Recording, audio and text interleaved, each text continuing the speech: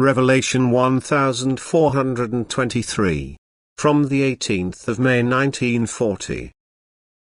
Right thinking. Reducing the distance from God. Do not resist the thoughts which play around you.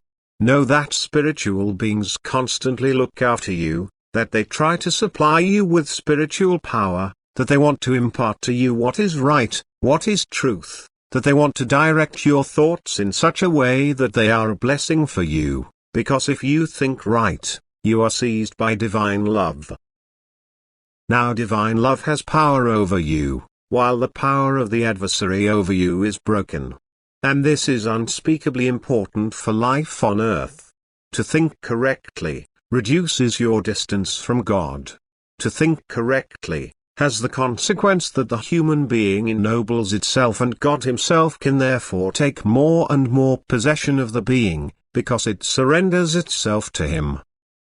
For man desires God. If he thinks correctly, he is seized by the love of God, and this inevitably draws the being to himself, while distance from God means lack of divine love.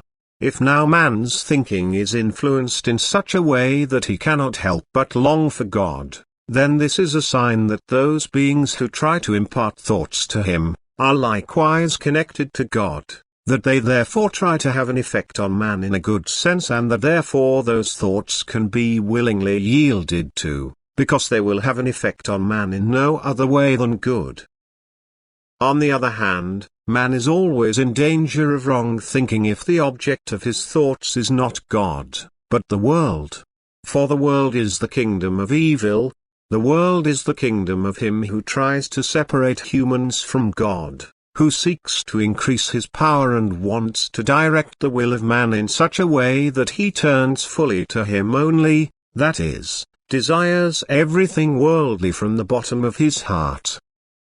And this desire is the admission that the distance from God is right for man, that he does not suffer from it, but feels well and strives for the approach to the opposite pole of God. And man then stands in the wrong thinking. He does not yield to the influence of the good forces, but willingly accepts the whisperings of the forces standing in the service of the adversary, which are therefore likewise distant from God and lack divine love. How unspeakably important it is to stand in the correct thinking, can be seen in that the activity of the light beings constantly consists of directing people's thoughts into the right direction, because to think correctly also means to know. To think correctly means to stand in truth, and correct thinking therefore also assures man the knowledge of everything divine.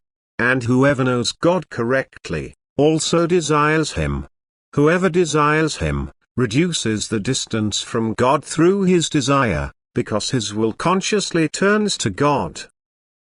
And so the will of man is meant for God. The spell, which has weighed on the being through eternities, is broken.